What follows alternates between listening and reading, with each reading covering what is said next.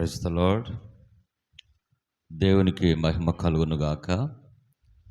మీ అందరికీ ప్రభు అయిన యేసు క్రీస్తు నామములో ఉదయగిరి తెలుగు బ్యాప్టిస్ట్ సంఘ పక్షాన ప్రేమపూర్వకమైన హృదయపూర్వకమైన సంతోషకరమైనటువంటి వందనాలు చెల్లిస్తూ ఉన్నాను.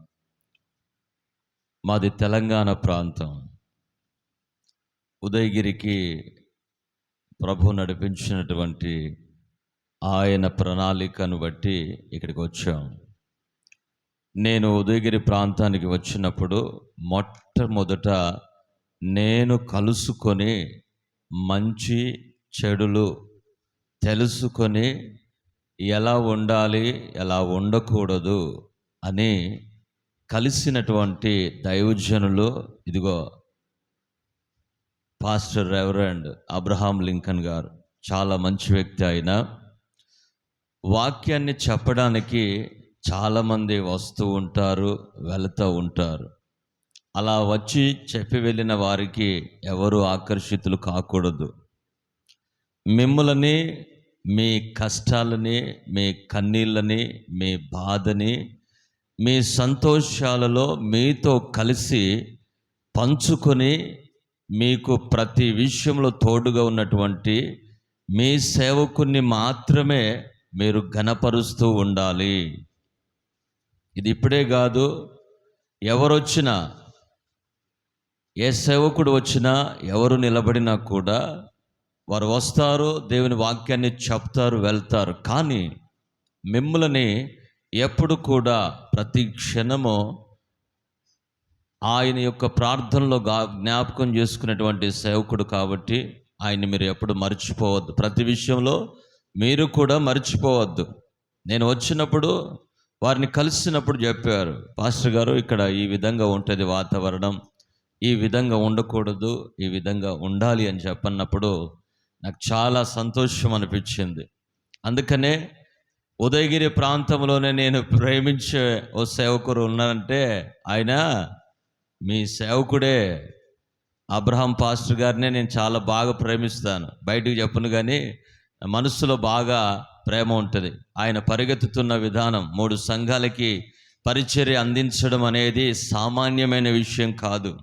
15 years బ్యాక్ నేను హోండా యాక్టివ్ బండి మీద పరిగెత్తాను. అలా కీబోర్డ్ పెట్టుకొని, సౌండ్ బాక్స్ పెట్టుకొని 25 kilometers up and down, 50 kilometers అలా పరిగెత్తాను 7 years. అప్పుడు ఆ ప్రయాసము, ఆ ఎండ, వాన, ఆ బాధ అనేది నాకు తెలుసు. కాబట్టి ఆయన కారులో వస్తున్నప్పుడు చెప్తా ఉన్నాడు, పాస్టర్ గారు సమయం అటు ఇటు అడ్జస్ట్ కాకపోయినా పరిగెత్తుతూ ఉన్నాము అని చెప్పనని. వారి యొక్క పరుగుకు, వారి యొక్క నిరీక్షణకి దేవుడు తప్పకుండా ప్రతిఫలము అనుగ్రహించునుగాక.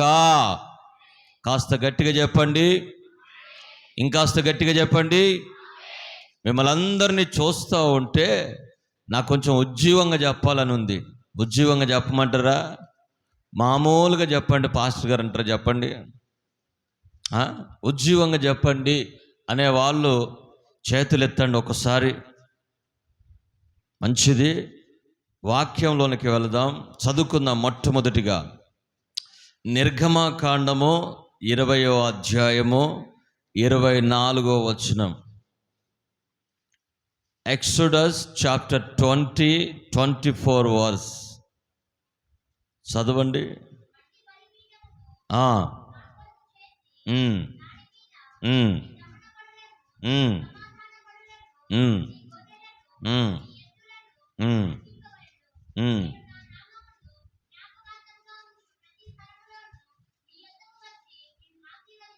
చాలు, మీ తలపైకి ఎత్తండి. I should explain. ప్రతి స్థలము అనేది మీ మనసులో గుర్తుపెట్టుకోండి. నేను ఆ స్థలముల గురించి మీకు వివరిస్తాను. ఉదయగిరి సంఘానికి 3 స్థలాలను పంచిపెట్టాను. పడమటి రొంపిదొడ్ల దగ్గర 3 స్థలాలను పంచిపెట్టాను.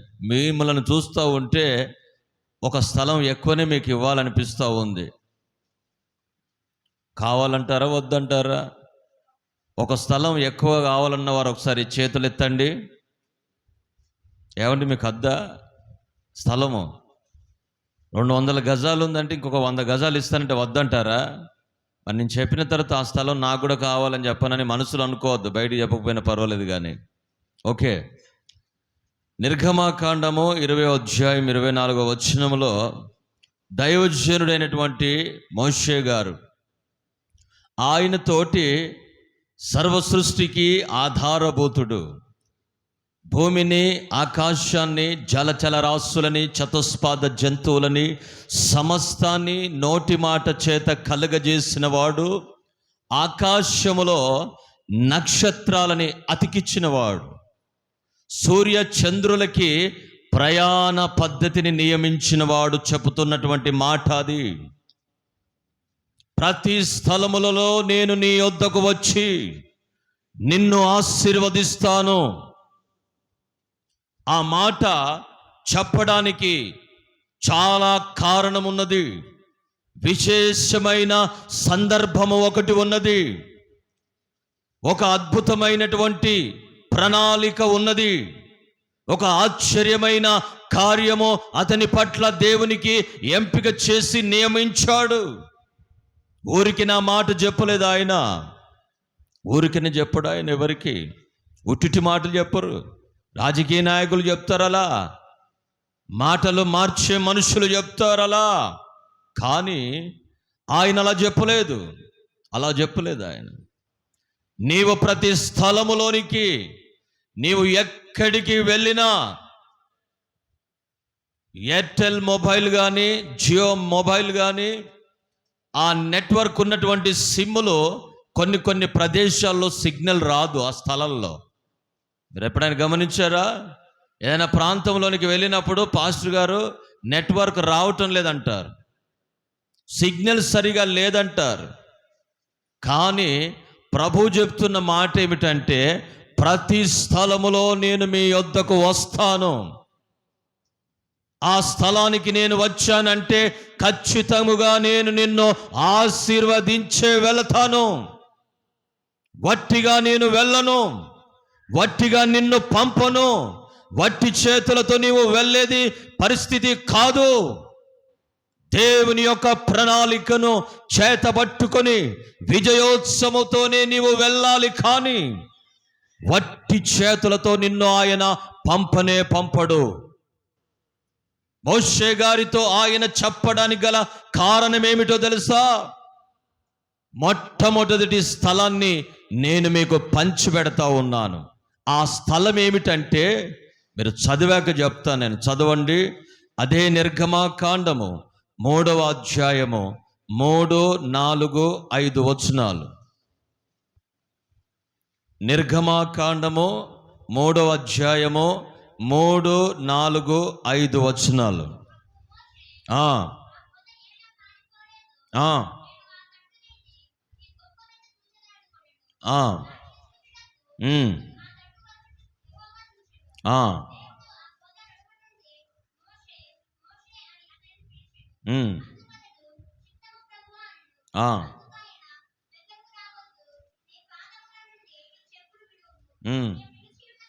నీవు నిలిచి ఉన్న స్థలము, మొట్టమొదటి స్థలము గుర్తుపెట్టుకోండి.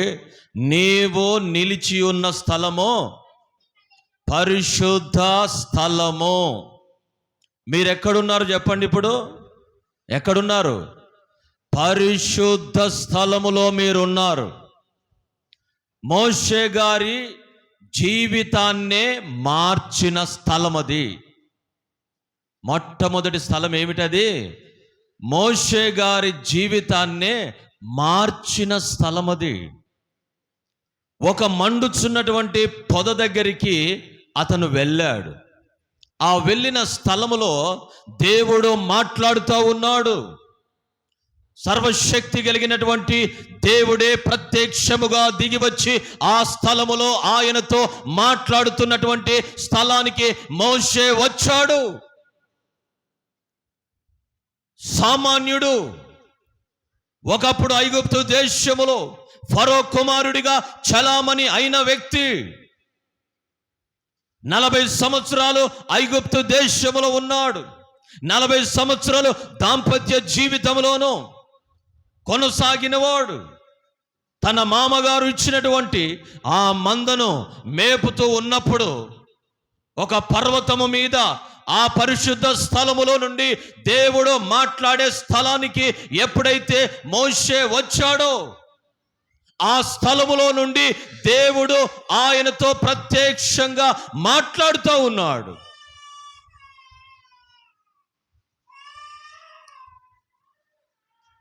నా ప్రియమైన సహోదరి సహోదరులారా, ఈ మాటలు వింటున్న ప్రియ సార్వత్రిక సంగమా, దేవుడు మాట్లాడే స్థలములోనికి ఒక వ్యక్తి వస్తే అతని జీవితమే అద్భుతంగా మార్చబడుతుంది.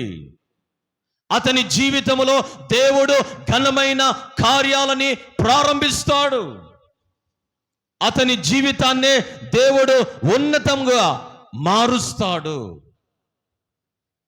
మోషే ఎప్పుడైతే ఆ స్థలములోనికి వచ్చాడో, ఫరో ఎదుట నిలబడ్డాడు. ఫరో సైన్యాన్ని గడగడలాడించాడు. ఫరో ఎదుట నిలబడ్డప్పుడు ఫరో ఏమి చెయ్యలేక వెనకడుగు వేశాడు.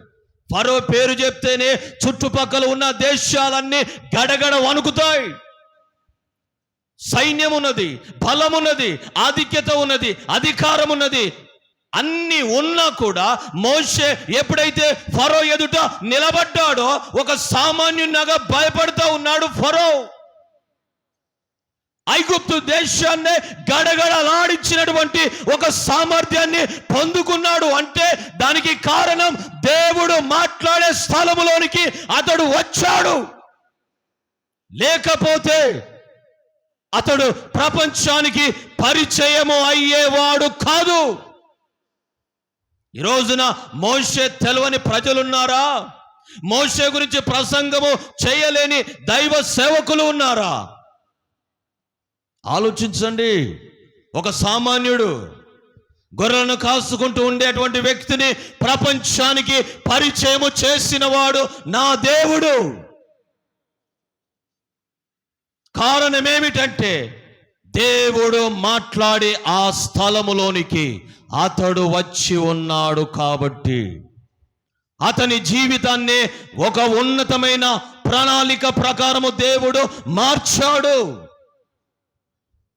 ఆ స్థలములోనికి ఏ వ్యక్తి వచ్చినా కూడా జీవితాలు మార్చబడాలి, ఆలోచనలు మార్చబడాలి, హృదయాలు మార్చబడాలి, ప్రవర్తన మార్చబడాలి. ఒక సామాన్యుడు ఫరో ఎదుట నిలబడి అతని సైన్యాన్ని, అతన్ని గడగడలాడించాడు. ఎర్ర సముద్రము దగ్గర నిలబడి 2 చేతులు ఎత్తినప్పుడు సముద్రము 2 పాయలుగా విభాగించబడ్డది. అమాలేకీయులు యుద్ధములో పోరాడుతూ ఉంటే తన చేతులను ఎత్తినప్పుడు ఓడిపోయారు. బండతో మాట్లాడినప్పుడు బండలో నుండి నీళ్లు వచ్చాయి. ఇశ్రాయేలు ప్రజలు త్రాగుటకు నీళ్లను ఇప్పించగలిగాడు. How is it possible? ఎలా సాధ్యమైంది? ఎవరికి సాధ్యం? ఆ స్థలములో మోషే ఉన్నప్పుడు దేవుణ్ణి అడుగుతాడు, what is your name? Lord, tell me, what is your name? God said, I have so many names. Jehovah Rapha, చాలా పేర్లు నాకున్నాయి. యెహోవా ఈరే, యెహోవా షమ్మా. ఏ పేరు నీకు చెప్పమంటావు? నీవు నిలబడి ఉన్న స్థలము పరిశుద్ధమైనది. పరిశుద్ధ స్థలములో నుండి దేవుడే మాట్లాడుతూ ఉన్నప్పుడు నీ జీవితంలో ఒక నూతనమైన కార్యాన్ని ఆయన ప్రారంభిస్తాడని నీవు గమనించాలి. ఒక సామాన్యుణ్ణి ప్రపంచానికి పరిచయము చేసినవాడు. పెద్ద పెద్ద ప్రయోగాలు చేయలేదు మోసెస్, పెద్ద పెద్ద విన్యాసాలు చేయలేదు మోసెస్. కామన్, సింప్లీగా దేవుని మాటకు లోబడ్డాడు. Praise the lord. దేవుని మాటకి విధేయతను చూపెట్టాడు. ఆ పరిశుద్ధ స్థలములో దేవుడే మాట్లాడుతూ ఉంటే ఆ మాటకి శిరసాను వహించాడు, సాష్టాంగ పడ్డాడు, తన్ను తాను తగ్గించుకున్నాడు, విధేయతను చూపెట్టాడు, భయపడ్డాడు, దేవుని మాటని గౌరవించాడు, దేవుని మాటకి ఎంతో సంతోషపడ్డాడు. కాబట్టియే అది జీవితాన్నే మార్చిన స్థలముగా దేవుడు ఏర్పాటు చేశాడు. నా ప్రియమైన సహోదరి సహోదరులారా, ఈ మాటలు వింటున్న ప్రియ క్రైస్తవ జనాంగమా, పరిశుద్ధ స్థలములో దేవుడు మాట్లాడుతూ ఉంటే నీవు గాని వినగలిగితే, నీవు గాని లోబడితే నీ జీవితంలో ఒక అద్భుతమైన కార్యాన్ని నా ప్రభు ప్రారంభిస్తాడు. సంవత్సరాల తరబడి వెంటాడుతున్న దరిద్రత తొలగిపోతుంది, సంవత్సరాల తరబడి వెంటాడుతున్న రోగాలు తొలగిపోతాయి, సంవత్సరాల తరబడి నిన్ను వెంబడిస్తున్నటువంటి శాపాన్ని కొట్టివేస్తాడు ఆయన. ఎంత కష్టపడినా కూడా కష్టానికి తగిన ప్రతిఫలాన్ని పొందలేకపోతే నీవు గాని ఆ స్థలములోనికి వచ్చి లోబడగలిగితే ఆశీర్వాదముగా నీ జీవితాన్ని ప్రపంచానికి ఆయన పరిచయము చేస్తాడు. Praise the lord. మోషే లోబడ్డాడు, భయపడ్డాడు, విధేయత చూపెట్టాడు.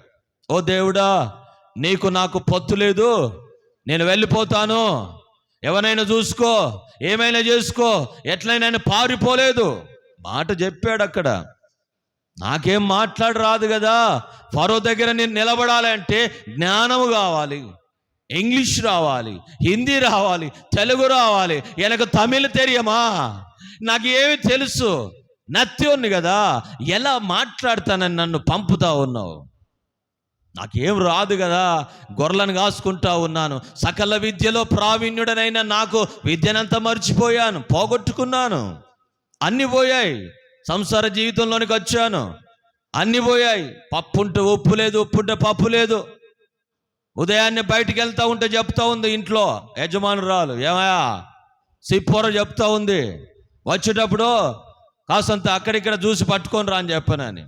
ఈ దాంపత్య జీవితంలో ఈ పరిస్థితుల మధ్యలో అన్నీ మర్చిపోయా, నువ్వేమో వెళ్ళమని చెప్తా ఉన్నావు అన్నాడు. కానీ విధేయతను చూపెట్టి లోబడినప్పుడు అతని జీవితంలో దేవుడు అద్భుతమైన కార్యాన్ని ప్రారంభించాడు. దేవునికి మహిమ కలుగునుగాక. నా ప్రియమైన సహోదరి సహోదరులారా, మనుషుల జీవితాలను మార్చగలిగిన ఒక స్థలమున్నది.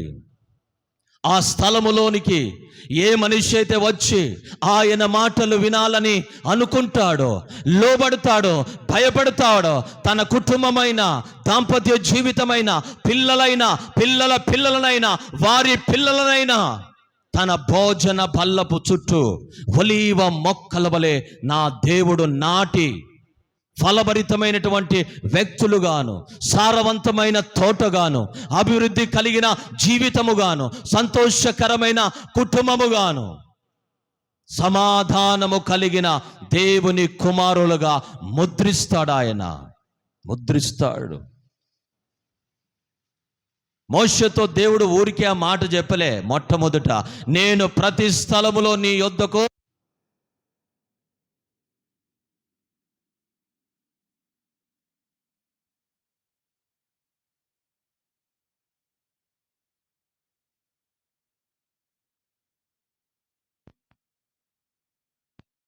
చెప్పాడు.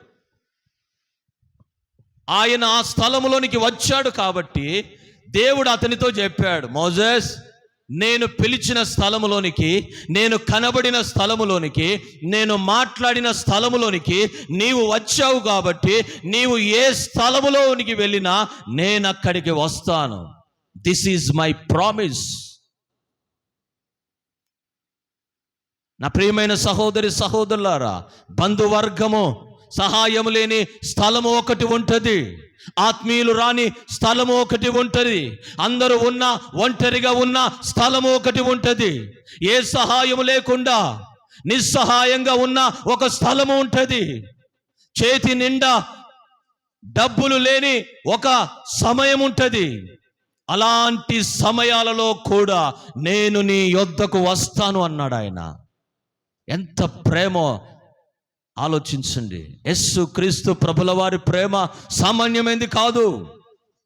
ఒకసారి ఆయన మనిషికి పరిచయం అయ్యాడు అంటే ఆ మనిషి యొక్క జీవితము ముగించేంత వరకు కూడా అతని తోడుగానే ఉంటాడు ఆయన. విడిచిపెట్టడు ఆయన. అందుకనే అతడు ఏ స్థలానికి వెళ్ళినా, రోగాల మధ్యలోనికి వెళ్ళినా, సమస్య మధ్యలోనికి ఉన్నా, అప్పుల మధ్యలో ఉన్నా, ఇరుకుల మధ్యలో ఉన్నా, ఇబ్బందుల మధ్యలో ఉన్నా, కొలిమిల మధ్యలో ఉన్నా, సాతాను అతని జీవితంలో ఆడుకుంటున్న పరిస్థితులైనా అతని యొద్దకు వచ్చి అతన్ని ఆశీర్వదించెదను అన్నాడు ఆయన. ఆశీర్వాదం అంటే పెద్ద పెద్ద కార్లు పెట్టుకొని, పెద్ద పెద్ద ఇండ్లుండి, బ్యాంక్ బ్యాలెన్సులుండి, పొలాలు, పట్టాలు, ల్యాండ్స్ ఇవన్నీ ఉండడము ఆశీర్వాదం అని ఎప్పుడు అనుకోకండి. అది వన్ ఆఫ్ ద పార్ట్, అదొక రకమైన ఆశీర్వాదం. కానీ దేవుని యొక్క ప్రణాళికలో నిలబడి నడవడం అనేది శాశ్వతమైన ఆశీర్వాదం. అది ఆ ప్రణాళికలో ఉన్న వ్యక్తి ఎలాంటి పరిస్థితిలో ఉన్నా, అరణ్యములో ఉన్నా, ఎడారిలో ఉన్నా, భయంకరమైన పరిస్థితిలో ఉన్నా, పోరాటాల మధ్యలో ఉన్నా, ఎక్కడికి వెళ్ళినా, జలముల మధ్యలో ఉన్నా అతని యొద్దకు ఆయన వస్తాడు. అతని చేయి పట్టుకొని, నేనున్నాను నీకు, నేను నీకు తోడై ఉంటాను, నేను నిన్ను బలపరుస్తాను, నేను నిన్ను నడిపిస్తాను, నేను నిన్ను ఎంతగానో హెచ్చిస్తాను అని ఆయన చేయి పట్టుకొని దాటిస్తాడు. మనుషులు దాటించలేరు, రక్త సంబంధికులు దాటించలేరు, ఆత్మీయులు దాటించలేరు, బంధువులు దాటించలేరు. కొన్ని సందర్భాలలో మన దగ్గరికి ఎవరు రారు, గుర్తుపెట్టుకోండి. అలాంటి అనుభవాలు మీ జీవితంలో చాలాసార్లు రుచి చూసే ఉన్నారు. క్రైస్తవ జీవితం అంటే ఆషామాషి కాదు. ఎవరు సహాయం చేయలేని పరిస్థితి, ఎవరు దగ్గర రాని పరిస్థితి, ఎవరు పలకరించని పరిస్థితి. కానీ ప్రభు అయిన యేసు క్రీస్తుల వారు మనము ఏ స్థలములోనికి వెళ్ళినా కూడా ఆయన మన యొద్దకు వచ్చి, నేనున్నాను, భయపడుకు అని ధైర్యము చెప్పేవాడు. దేవునికి మహిమ కలుగును గాక. నా ప్రియమైన సహోదరి సహోదరులారా, ఒక వ్యక్తి జీవితాన్ని మార్చబడాలి అని అంటే అతడు రావలసిన ఒక స్థలం ఉన్నది. లోకంలో చాలా స్థలాలు ఉన్నాయి, ఎక్కడెక్కడో తిరిగేటువంటి స్థలాలు ఉన్నాయి. దేవుడు ఏర్పాటు చేయబడిన స్థలములోనికి వెళ్లకుండా ఎక్కడెక్కడో తిరిగి ఆయా స్థలాలలోనికి వెళ్ళి శాపాలను తెచ్చుకుంటున్న వారు చాలామంది ఉన్నారు. కానీ దేవుని యొక్క ప్రణాళిక, చిత్తము ఏమిటంటే మీరు శాపములో ఉండడము ఆయనకి ఇష్టం లేదు. మీరు శాపములో బ్రతకడము ఆయన చిత్తం కాదు. మనిషి దేవునికి దూరమైపోతాడు కానీ దేవుడు మనిషికి దూరంగా ఉండడు. మనిషే దేవునికి దూరంగా వెళ్ళిపోతూ ఉంటాడు. అతని క్రియల వలన, అతని పనుల వలన దేవునికి దూరం అయిపోతాడు. కానీ దేవుడు ఎప్పుడు కూడా మనిషిని ప్రేమిస్తూ ఉంటాడు. మానవులంటే దేవునికి ఎంతో ప్రేమ. God so loved the world and he sent his beloved son. ఆయన ప్రియ కుమారుణ్ణి లోకములోనికి ఆయన ఎందుకు పంపించాడంటే మనిషిని తన స్వహస్తాలతో నిర్మించాడు. తన స్వహస్తాలతో అతనికి రూపాన్ని ఏర్పాటు చేశాడు. ఆయన తన స్వహస్తాలతోటే మనిషిని దిద్దాడు. ఆయన సృష్టిని సృష్టించినట్టుగా నోటి మాట చేత కలుగుపోరా బాబు అని అనలే. ఆయన తన స్వహస్తాలతో మనిషిని ఇలా ఉంటే బాగుంటుంది, నాలాగే ఇతడు ఉండాలి అని అతనికి రూపాన్ని ఏర్పరిచిన వాడు. నా ప్రియమైన సహోదరి సహోదరులారా, మనిషి జీవితంలో ఒక అద్భుత కార్యాన్ని, గతించిన జీవితంలో పోగొట్టుకున్న ఆశీర్వాదాన్ని మనం అనుభవించాలి అని అంటే దేవుడు మాట్లాడే స్థలములో తప్పకుండా నీవు కనబడాలి. దేవుడే ప్రత్యక్షంగా దిగివచ్చి నీతో మాట్లాడుతూ ఉన్నట్టుగా అనుభూతిని నీవు పొందాలి. లేకపోతే ఎన్ని సంవత్సరాలైనా నీ జీవితంలో నీవు గెలవలేవు. చదవండి 2వ మాట, 2వ స్థలాన్ని మీకు పంచిపెడతాను. ఆదికాండం 32వ అధ్యాయం 30వ వాక్యం. ఆదికాండం 32వ అధ్యాయం 30వ వాక్యం.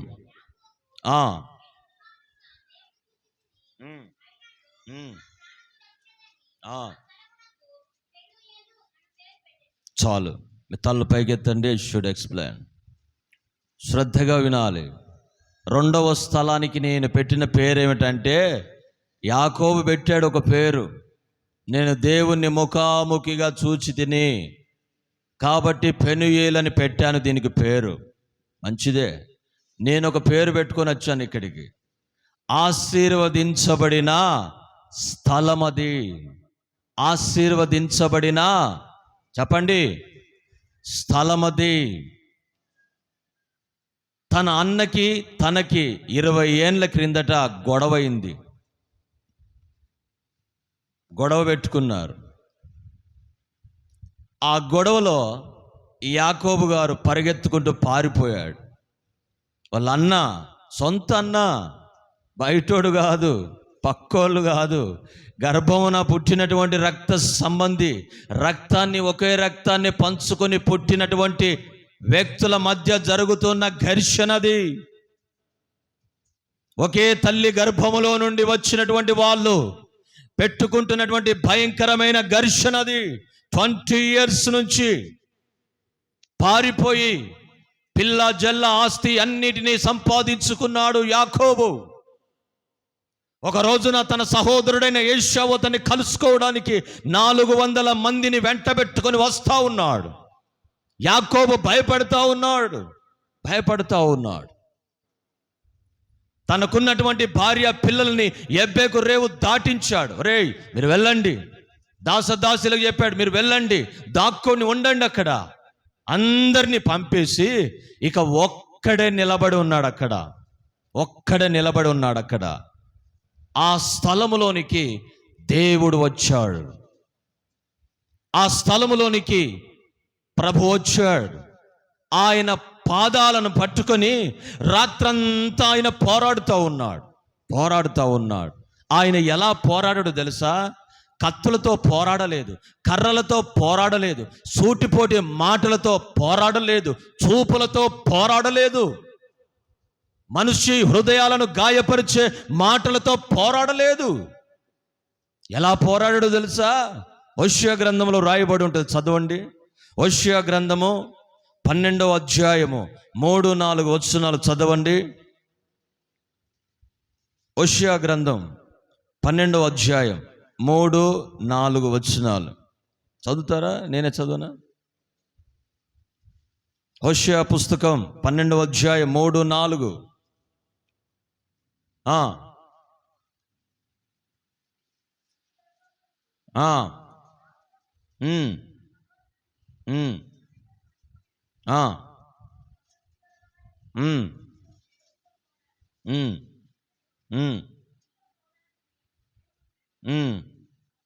అతడు, ఇది నోట్ చేసుకోండి మీరు, అతడు కన్నీరు విడిచి అతనిని బతిమిలాడెను.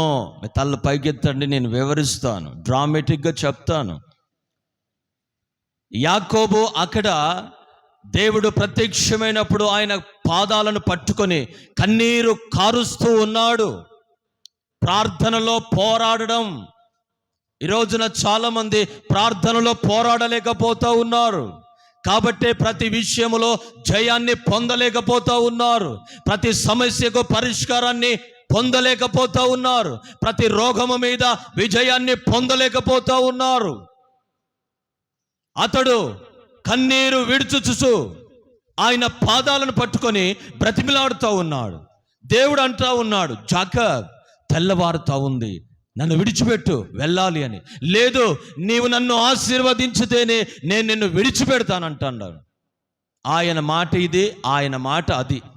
జాకబ్, తెల్లవారుతుంది, విడిచిపెట్టు బాబు, నన్ను వెళ్ళాలి, నిన్ను విడిచిపెట్టను నేను. నాకెందుకు పరిచయం అయ్యావు, నాతో ఎందుకు మాట్లాడావు? ఒంటరిగా ఆ రోజున తలకడగా రాయి పెట్టుకొని పండుకొని ఉంటే ఎందుకు నన్ను దర్శించావు? ఎందుకు నా యొద్దకు వచ్చావు? నేను నీ తండ్రి దేవుడను, నీ తాత దేవుడను, నేను నిన్ను ఆశీర్వదిస్తానని ఎందుకు నాకు పరిచయం అయ్యావు? నన్ను ఆశీర్వదించితేనే గాని నీ చెయ్యి, నీ కాలు విడిచిపెట్టను. నా దారిన నేను పోయేవాన్ని, నన్ను ఎందుకు నీవు ఆ రోజున పలకరించావు? ఎందుకు నాతో నీవు మాట్లాడావు?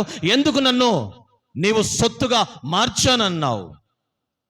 నన్ను విడిచిపెట్టొచ్చు కదా నీవు, ఎందుకు నాకు పరిచయం అయ్యావు? నన్ను ఆశీర్వదించితేనే నేను నీ కాళ్ళను విడిచిపెడతానని కన్నీరు కారుస్తా ఆయన అడుగుతా ఉన్నాడు, ఏడుస్తా ఉన్నాడు, కాళ్ళు పట్టుకొని దేవుణ్ణి దాటి పోనివ్వటం లేదు. దేవుడు అడుగుతా ఉన్నాడు, జాకబ్, నేను వెళ్ళాలి, నన్ను వెళ్ళనివ్వు, నేను దాటాలి, వెళ్ళాలి. తెల్లవారుతా ఉంది, జాకబ్ విడిచిపెట్టు అంటే అతడు కన్నీరు కారుస్తూ ఆయన పాదాలను పట్టుకుంటే సర్వ సృష్టి కలిగిన దేవుని హృదయము కదిలించబడ్డది. Praise the lord. దేవునికి మహిమ కలుగునుగాక. దేవుని హృదయము కదిలించబడ్డది. కారణం ఏమిటో తెలుసా? లక్షలు వేసేటువంటి కాదు, కోట్లు వేసినటువంటిది కాదు, వేలకు భూమి పంచిచ్చినది కాదు. కేవలం అతని హృదయములో నుండి వచ్చిన పశ్చాత్తాపముతో కలిగిన కన్నీళ్ళు దేవుని దాటిపోనివ్వటం లేదు. ఒక్క అడుగు వేయనిటం లేదు దేవుని. అడుగు వేయాలి అంటే ఆయనకు అతని కన్నీళ్లను చూసి ఆగిపోతా ఉన్నాడు. అసలుకే ముందుకు వెళ్ళటం లేదు. నన్ను వెళ్ళనివ్వు జాకబ్, నేను వెళ్ళాలి, తెల్లవారుతా ఉంది అంటే యాకోబు అతన్ని విడిచిపెట్టడం లేదు. ప్రార్థనలో పోరాడిన వ్యక్తే ఆశీర్వాదాన్ని పొందుకుంటాడు. ప్రార్థనలో దేవునితో బ్రతిమిలాడిన వ్యక్తి జీవితంలో దేవుడు ఘన కార్యాలని చేస్తాడు. యాకోబు తెలియని వ్యక్తి ఉన్నాడా? ఈ రోజున ఇశ్రాయేలు దేశం అంటే ప్రపంచ దేశంలోనే ఒక సంపన్నత కలిగిన దేశం అది. ఆ దేశం యొక్క ప్రఖ్యాతులు ప్రపంచ దేశాలలోనే ఎక్కడ లేవు. దేవుడు ఏరి కోరి వరించిన దేశం ఉన్నదంటే అదే ఇశ్రాయేల్ దేశం. దేవుని కనుదృష్టి నిలిపిన దేశం. అతని పేరుని తరతరాలకి దేవుడు పరిచయం చేశాడు. పరిచయం అయిపోయారు. నా ప్రియమైన సహోదరి సహోదరులారా, ఈ మాటలు వింటున్న ప్రియ సార్వత్రిక సంఘమా, దేవుని ప్రజలారా, దేవుడు మాట్లాడే స్థలములోనికి ఒక వ్యక్తి వచ్చినప్పుడు అతని జీవితము మార్చబడుతుంది. దేవుని యొక్క పాదాలు పట్టుకొని కన్నీళ్లను కారుస్తూ ఉన్నటువంటి వ్యక్తి జీవితాన్ని దేవుడు ఆశీర్వాదకరంగా మారుస్తాడు. ఎందుకు అంటే ఆయన మనిషిని ఎంతో ప్రేమించినవాడు. వాళ్ళని దాటిపోడు ఆయన. మనుషులు దాటిపోతారు, విడిచిపెట్టిపోతారు. కానీ దేవుడు దాటి వెళ్ళటం లేదు. జాకబ్తో అంటా ఉన్నాడు, జాకబ్ విడిచిపెట్టు, తెల్లవారుతుంది, మనుషులందరూ చూస్తారు. విడిచిపెట్టు అంటే కూడా ఆ కాళ్ళను పట్టుకొని ఆయన ఏడుస్తూ నా జీవితాన్ని నీవు మార్చాలి, నూతనమైన ఆశీర్వాదాన్ని నేను పొందుకోవాలి, నా కుటుంబము, నా పిల్లలైనా ఒక ఉన్నతమైన స్థానంలోనికి వెళ్ళాలి, అలా నీవు నన్ను ఆశీర్వదిస్తేనే నేను నిన్ను విడిచిపెడతాను అన్నాడు. ఆయన విడిచిపెట్టకుండా పోరాడి గెలుపును సాధించాడు. మీరు ఆలోచించండి, దేవుడే ఒక మనిషికి విజయాన్ని ఇచ్చాడు అంటే ఆయనే నేను ఓడిపోయానని మనిషికి విజయాన్ని ఇచ్చి వెళ్ళిపోయాడు. ఆయన ఓడిపోడు ఎప్పుడు, కానీ ప్రార్థనలో అలా ఉన్నటువంటి వ్యక్తికి విజయాన్ని ఇచ్చి సంతోషపరిచేవాడు ఆయన. కాబట్టి నా ప్రియమైన సహోదరి సహోదరులారా, దేవుని యొక్క ఉన్నతమైన శ్రేష్టమైన ఘనమైన నామాన్ని బట్టి నేను మీతో చెబుతున్న విషయం ఏమిటంటే, ప్రతి స్థలములో దేవుడు మన యొద్దకు వస్తాడు. ఎందుకు రాడాయన? మోషే ఎక్కడికి వెళ్ళినా వచ్చాడు, యాకోబు ఎక్కడికి వెళ్ళినా వచ్చాడు. మన దైనందిన జీవితంలో మనం ఎక్కడికి వెళ్ళినా కూడా ఆయన వస్తాడు. ఆయన వాక్యము చేత మనము ఆదరించబడాలి. ఆయన వాక్యమే మనల్ని వెంబడిస్తూ ఉంటుంది.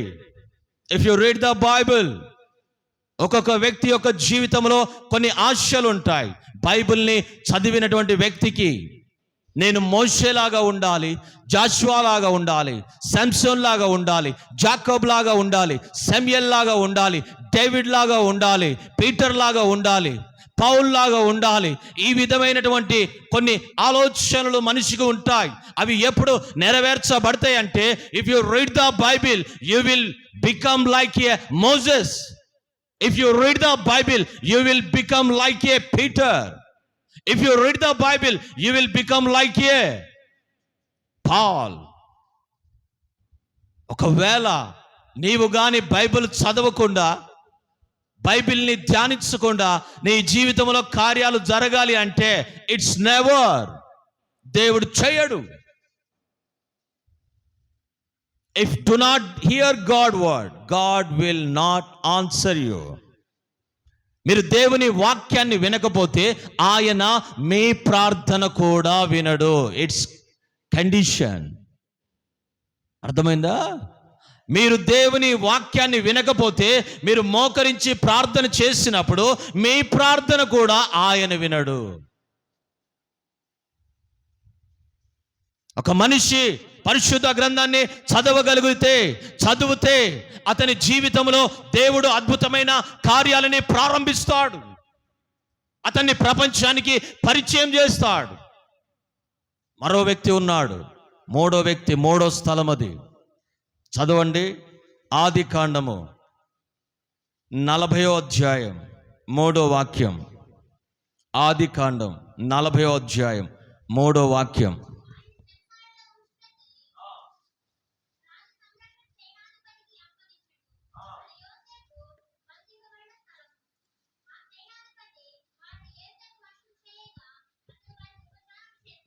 చాలు.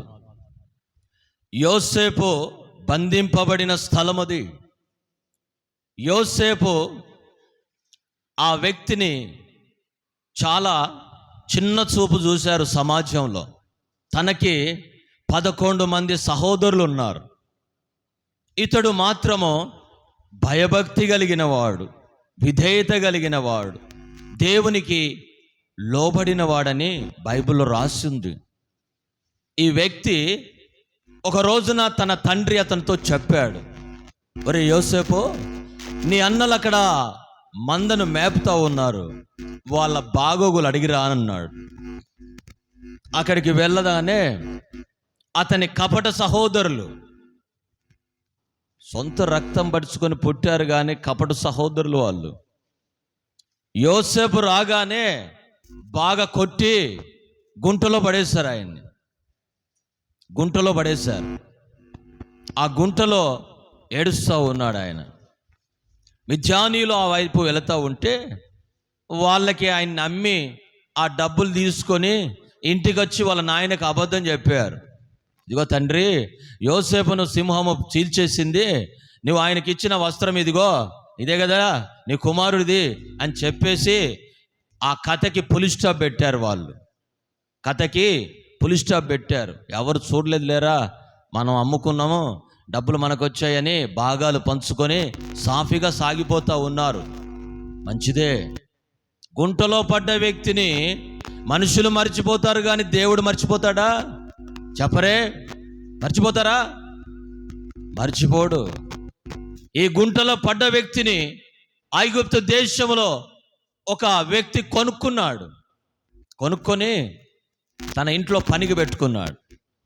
ఆ పనిని యోసేపు నీతిగా, నిజాయితీగా, యథార్థంగా చేస్తూ ఉంటే దేవుడు అతనికి తోడై ఉండెను అని ఆ పరిశుద్ధ గ్రంథములో రాయబడి ఉన్నది. అతడు పొలంలోనికి వెళ్ళినా దేవుడు అతని వెంట వెళుతూ ఉన్నాడు. అతడు ఫరో ఇంట్లో, పొతిఫోరు ఇంట్లో ఉన్నా దేవుడు అతని వెంట వెళుతూ ఉన్నాడు. అతడు ఏ పని చేసినా దేవుడు అతని వెంట వెళుతూ ఉన్నాడు. ఒక రోజున ఒక శోధన అతని జీవితంలోనికి ప్రవేశించింది. ఆ శోధనని జయించడానికి అతడు అక్కడ నుండి పారిపోయాడు. పారిపోయే కంటే ముందు ఆయన ఒక మాట చెప్పాడు. ఏమనంటే, ఇదిగో దేవునికి విరోధంగా నేను పాపము చేయను అన్నాడు.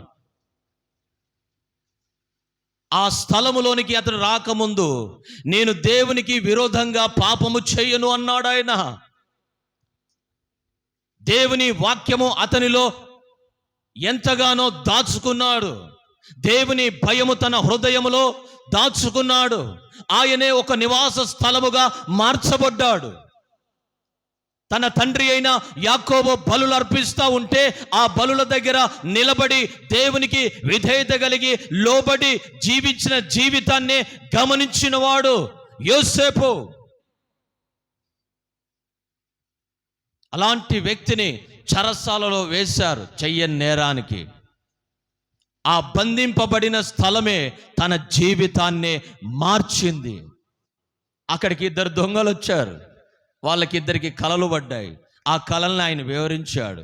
ఒక రోజున ఫరోకి కల వచ్చింది.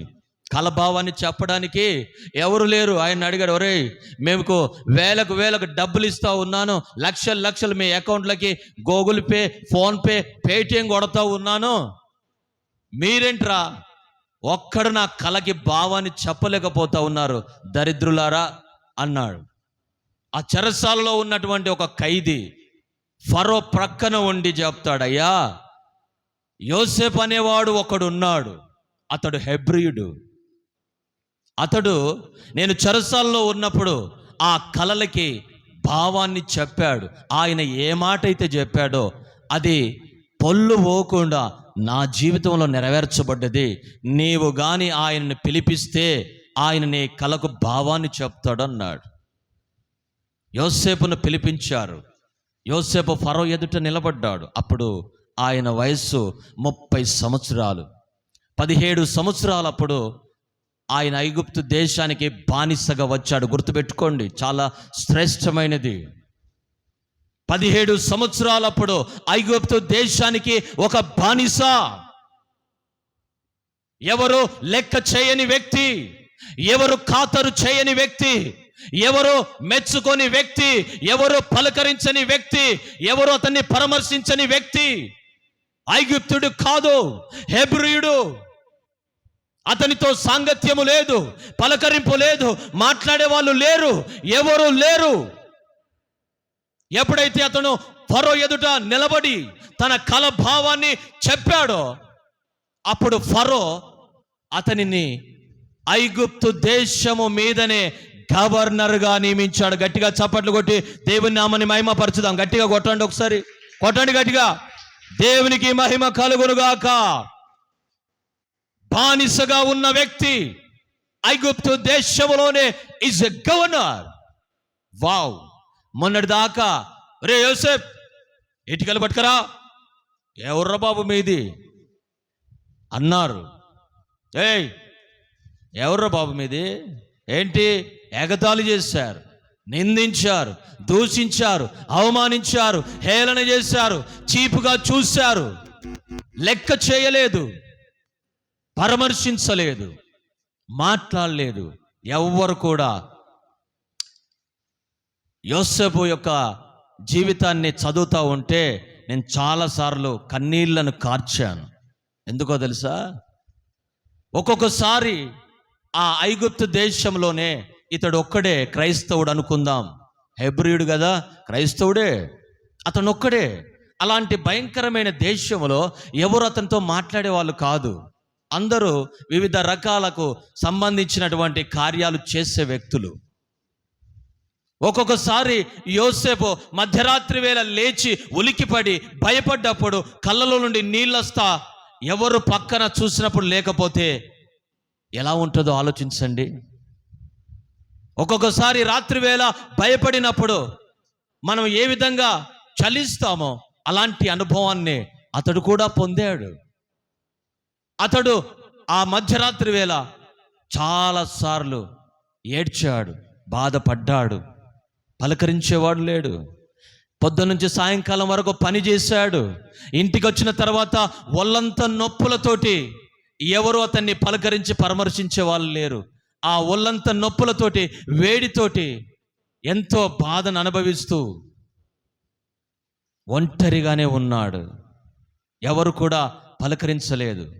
యోసేపు, అన్నం తిన్నావా, ఎలా ఉంది ఆరోగ్యం అని పలకరించేవాళ్ళు లేరు. 11-12 years ఒక బానిసగా ఉన్న వ్యక్తిని ఐగుప్తు దేశంలోనే గవర్నర్గా నిలబెట్టినవాడు నేను ప్రకటిస్తున్న నజరేయుడైన యేసు. ఆయన ఒక మనిషికి పరిచయం అయితే అతడు బానిసత్వములో ఉన్న, సంఖ్యల మధ్యలో ఉన్న, చెరసాలలో ఉన్న, అట్టడుగున పూరుకొని పోయిన అగాధ జలములలో ఉన్న, అరణ్యములో ఉన్న అతని చేయి పట్టుకొని లేబెట్టి ఒక సింహాసనము మీద కూర్చోబెట్టగలిగిన వాడు. ఆ స్థలములోనికి మిమ్మలను పిలిచినవాడు. బానిస, ఆలోచించండి ఒకసారి బానిసగా ఉన్న వ్యక్తిని ఒరేయ్ అరేయ్ అని చెప్పనని పిలిచిన వారే ఇప్పుడు సింహాసనం మీద కూర్చొని ఉన్నాడు ఆయన. ఇప్పుడు ఆయన చెయ్యి ఎత్తగానే అందరూ వంగి, రథం మీద వస్తూ ఉంటే అందరూ వంగి ఆయనకు సలాం కొట్టాలి. ఎలా సలాం సాప్ అనాలి. Wow, what a marvellous blessing. ఎంతటి ఘనమైనదో ఆలోచించండి. ఎప్పుడైతే ఆయన దేవుని యొక్క ఉన్నతమైన స్థలముగా మార్చుకుంటూ ఉన్నాడు, దేవుని వాక్యము తనలో నివసించే ఒక స్థలముగా మార్చబడుతూ ఉన్నాడో, ప్రపంచానికి అతన్ని పరిచయం చేశాడు. అతని ద్వారా అనేక మందిని దీవించాడు ఆయన. ఐగుప్తు దేశంలోనే సమృద్ధి ఉన్నది అంటే దానికి ఏకైక కారణం జోసెఫ్. సకల దేశాలు కరువుతోటి మునిగిపోయాయి, కానీ ఆయన ద్వారా సమృద్ధిని ఆ దేశంలోనికి దేవుడు ఇచ్చాడు. నా ప్రియమైన సహోదరి సహోదరులారా, ఈ రోజున భయంకరమైనటువంటి పరిస్థితుల్లో నీవున్నా కూడా మార్చగలిగిన వాడు, లేవనెత్తగలిగిన వాడు, నూతనమైన మార్గాన్ని నీ కొరకు ఏర్పాటు చేసి నవనూతనమైన మార్గములో నిలబెట్టగలిగిన వాడు, నవజీవన మార్గములో నిన్ను ప్రయాణం చేయించగలిగిన వాడు. నీవు గాని ఆయన స్థలములో, ఆయన మాట్లాడే స్థలములో లోబడగలిగితే, నేర్చుకోగలిగితే, విధేయత చూపగలిగితే, ఒక కుటుంబం ఉన్నది. ఆ కుటుంబం గురించి నేను చెప్పి ముగిస్తాను. అతనికి 2 కుమారులు. ఆ 2 కుమారుల్లో పెద్దవాడు చిన్నవాడి మీద బాగా పగబట్టి ఒక రోజున ఒక పెద్ద బండరాయి తీసుకొని అతని తల మీద వేశాడు. అతడు చనిపోయాడు. అతన్ని పాతిపెట్టాడు. ఏమి తెలియనట్టుగా ఇంటికి వచ్చాడు. సాయంకాలం వేళ భోజనం చేస్తూ ఉన్నప్పుడు తన తండ్రి అడిగాడు, ఒరే కయ్యోన్, నీ తమ్ముడెక్కడా? కనబడటం లేదు. ఉదయం నుంచి అతడు కనబడటం లేదు. ఎక్కడున్నారా అని చెప్పని అడిగాడు. ఆయన చెప్పిన మాట ఏమిటంటే, నా తమ్మునికి నేనేమైనా కావలిగా ఉన్నానా? వాడెక్కడికి వెళ్ళాడో నాకేం తెలుసు అన్నాడు. 1 రోజు అయిపోయింది, 2 రోజు అయిపోయింది, 3వ రోజున భోజనానికి కూర్చున్నారు. కయ్యోను కూడా కూర్చున్నాడు. మరలా ఆదాము గారు అడిగారు, ఒరే కయ్యోన్, 3 రోజులైతే ఉంది, నీ తమ్ముడు కనబడటం లేదు, వాడు ఎక్కడ ఉన్నాడో కాస్త వెతకరా బాబు అన్నాడు. నాకేం తెలియదు, నేను వెతుకుతా ఉన్నానని చెప్తా ఉన్నాడు. ఇద్దరి మాటలు సంభాషణ జరుగుతూ ఉంది. ఆకాశము తెరవబడ్డది. ఆకాశములో నుండి ఒక స్వరం వినబడుతూ ఉంది, కయ్యోన్, ఒరే కయ్యోన్, నీ సహోదరుడైన హేబెల్ ఎక్కడున్నాడు అని అడిగాడు దేవుడు. ఆదాము మోకరించాడు, తన సతిమని మోకరించింది, కయ్యోను మోకరించాడు. దేవుడే సాక్షాత్తు అతన్ని గద్దించిన స్థలమది. దేవుడే ఆకాశములో నుండి అతనితో మాట్లాడిన స్థలమది. నీ తమ్ముడైన హేబెల్ ఎక్కడా? దేవునితోనే చెప్తా ఉన్నాడు, నా తమ్మునికి నేను కావలా? నన్ను ఎలా ప్రశ్నిస్తున్నావు? నన్ను ఎలా నీవు క్వశ్చన్ చేస్తా ఉన్నావు? దేవుడు చెప్పేటప్పుడు నీ తమ్ముని యొక్క రక్తము నేల మట్టిలో నుండి నాకు మొర్ర పెడుతా ఉన్నది. నేల మట్టిలో నుండి మొర్ర పెడుతున్నటువంటి అతని ప్రాణానికి దేవుడే జవాబునిచ్చిన స్థలమది. ఏ అన్యము చేయలేదు, ఏ అక్రమము చేయలేదు, ఏ అధికారము చేయలేదు. నిర్దాక్షిణ్యంగా నా సహోదరుడైన కయ్యోను నన్ను చంపాడు, నాకు నీవు న్యాయం చేయాలి అని దేవుని సింహాసనాన్ని కదిలిస్తున్నాడు హేబేల్. అలాంటి స్థలములోనికి దేవుడే దిగి వచ్చి కయ్యోన్ని గద్దించాడు. నా ప్రియమైన సహోదరి సహోదరులారా, దేవుడు ప్రత్యక్షమైతే మనిషి జీవితాలను గద్దిస్తాడు. నువ్వు చేసిన పొరపాటులని హెచ్చరిస్తాడు, బుద్ధి చెప్పుతాడు. ఆయన లోబడ్డావా, ప్రయోజనకరంగా మార్చబడతావు. విధేయత చూపెట్టావా, ప్రపంచానికి పరిచయం చేస్తాడు ఆయన. తృణీకరించావా, శాపాన్ని తెచ్చుకుంటావు. జాగ్రత్త. లోబడితే దేవుడు ఆశీర్వదిస్తాడు. హేబేలు చనిపోయినా కూడా అతని రక్తము నేల మట్టిలో నుండి మొరపెడతా ఉంటే దేవుడే స్పందించాడు. చివరి మాట ఒకటి చదవండి, ముగిస్తాను. ఎఫెసీయులకు రాసిన పత్రిక 2వ అధ్యాయం 21, 22 చదవండి. ఎఫెసీ 2:22.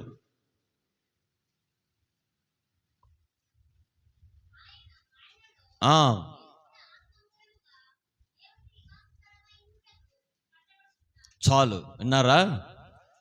ఆయనలో మీరు నివాస స్థలముగా, ఆయనే మీలో నివాస స్థలముగా ఉండబడుటకు కట్టబడుచు ఉన్నారు. ఒక ఖరీదైన మాట నేను మీతో చెప్తాను, మీరు ఎప్పటికీ మర్చిపోరు. ₹1,000 కంటే విలువైన, ₹1,00,00,000 కంటే ఎక్కువైన ఖరీదైన మాట.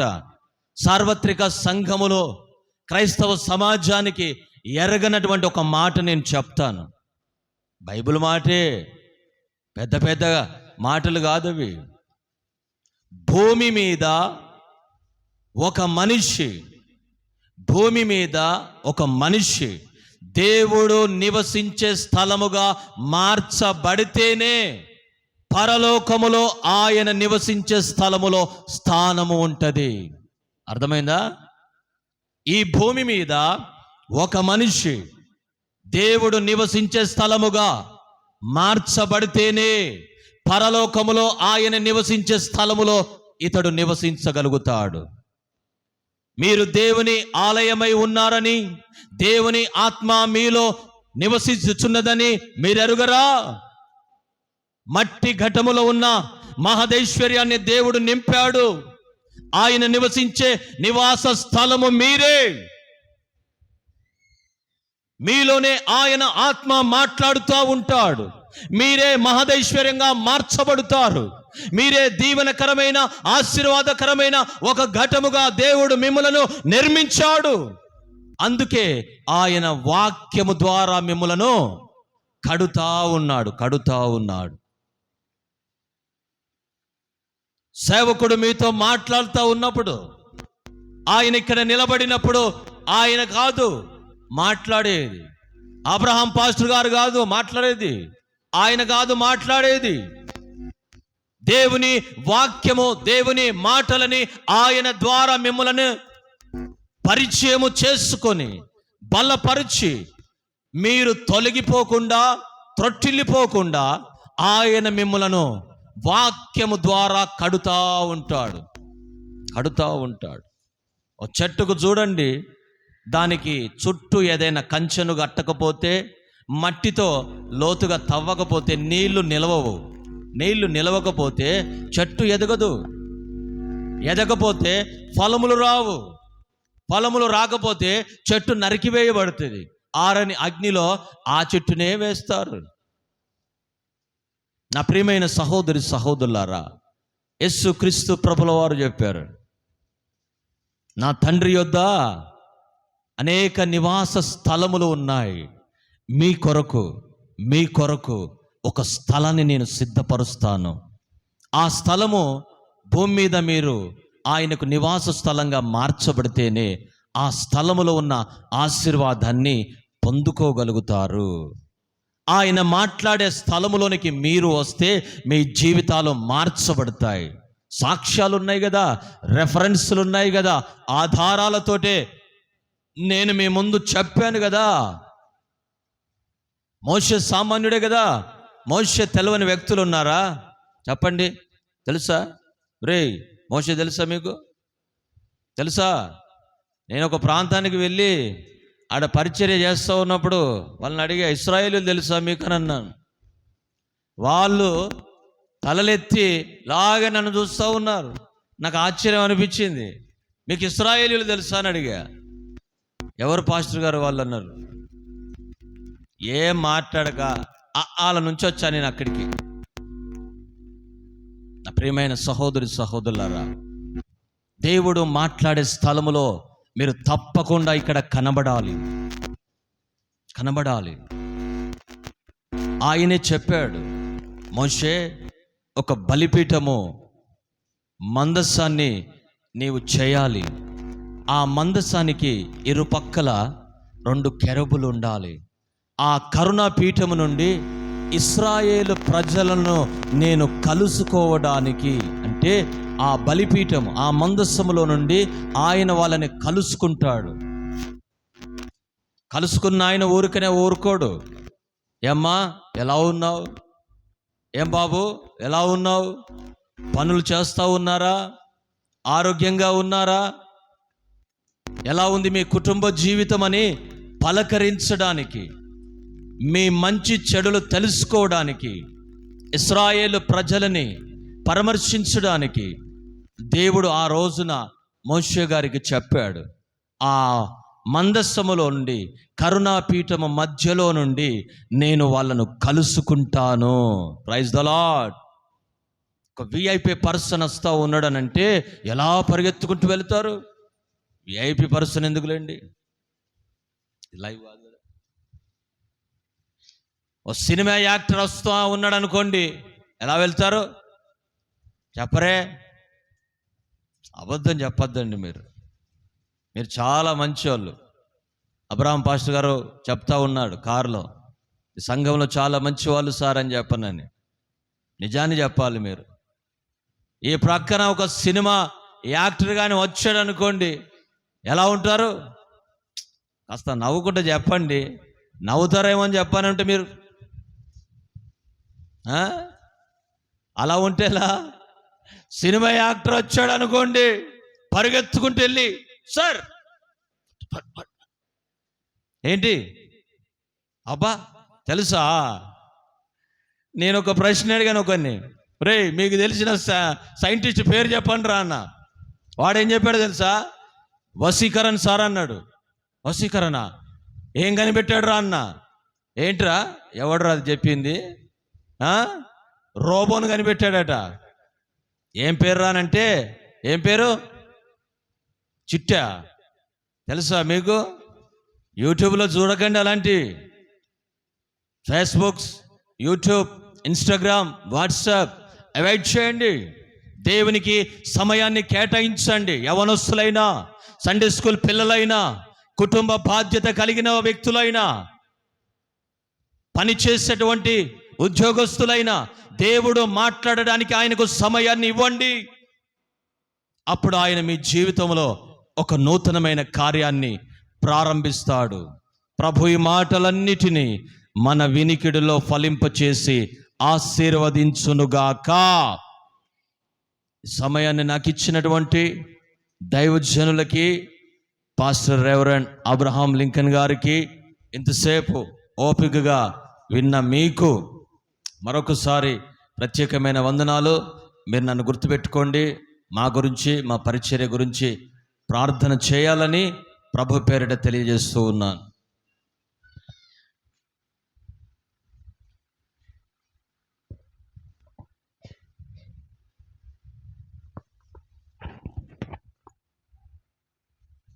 దేవుని మాటలు, విలువైన మాటలు,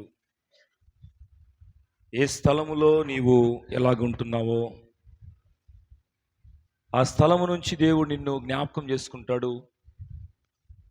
ఆ స్థలంలో నుంచి దేవుడు నిన్నెంతో బలపరుస్తాడు. కనుక దేవుని పరిశుద్ధమైన స్థలంలో నుంచి పరిశుద్ధమైన మాటలు మనకు వినిపించబడ్డాయి. ఆ మాటల ద్వారా మన ఆత్మీయ జీవితాన్ని కట్టుకొని ముందుకు మన జీవితాలను కొనసాగింపజేసుకుందాం. ప్రార్థించుకుందాం, చిన్న ప్రార్థన చేద్దాం. మన మధ్యలో పాస్టర్ వచ్చిన ప్రార్థన చేస్తుంది వాక్యం ఫలించినట్లుగా. చాలా త్వరగానే, ఇప్పటికే సమయం చాలా అయిపోయింది. మిమ్మల్ని ఎక్కువసేపు ఉంచడం నాకు ఇష్టం కాదు. మరి సేవకులు మొదటిసారి వచ్చారు కాబట్టి మనం సమయాన్ని కూడా వారికి గట్టిగా చెప్పలేకపోయాం. ఎందుకంటే దైవ సందేశం అందిస్తున్నప్పుడు సమయాన్ని మనము కొన్నిసార్లు చెప్పలేం. కనుక ఏదేమైనప్పటికీ త్వరగానే మిమ్మల్ని పంపించడం జరుగుతుంది. చిన్న ప్రార్థన చేద్దాం, ప్రార్థించుకుందాం వాక్యం ఫలించినట్లుగా. స్తోత్రం దేవా, స్తోత్రం దేవా, పరిశుద్ధ దేవా, పరిశుద్ధ నాయన, మీ పరిశుద్ధ పాదాలకు స్తోత్రం తండ్రి. నా దేవా, నా ప్రభా, వారమంతా మమ్మల్ని కాచి కాపాడి దేవా ప్రభా, ఈ దినం తండ్రి ప్రభా, మీరు మమ్మల్ని అందరం దేవా ఈ విధంగా సమకూర్చి తండ్రి ప్రభా, మా ఆత్మీయ ఎదుగుదలకు నానా ప్రభా, వారమంతట్లో దేవా ప్రభా, ఏ సందేశం అయితే అవసరమో దేవా అది తండ్రి మీ దాసుని ద్వారా తండ్రి మాకు నానా ప్రభా పంచిపెట్టినందుకు మీకు వేలాది కోటి స్తోత్రం తండ్రి. ఈ ఆత్మీయ ఆహారం మేము భూజించి దేవా ప్రభా, రాజా ప్రభా, మా అనుదిన జీవితంలో దాని ప్రకారం నడుచుటకు నానా ప్రభా, నాకు మా సంఘానికి నానా ప్రభా అటువంటి నానా చురుకుతనంతో దేవా, మంచి భక్తి కలిగిన జీవితం మేము కలిగి దేవా నానా ప్రభా, ఏ లోకంలో తండ్రి ప్రభా నానా నీ నామమును ప్రకటిస్తూ దేవా మా యొక్క జీవితం దేవా వాళ్ళని దేవా మీ వైపును మళ్లించే జీవితంగా నాన్న మా జీవితాలను మార్చమని సహాయం చేయమని, ప్రతి ఒక్క హృదయంలో వాక్యం ఫలించుటకు సహాయం చేయమని యేసుక్రీస్తు నామంలో అడిగి వేడుకుంటున్నాం తండ్రి. ఆమేన్. ఆమేన్.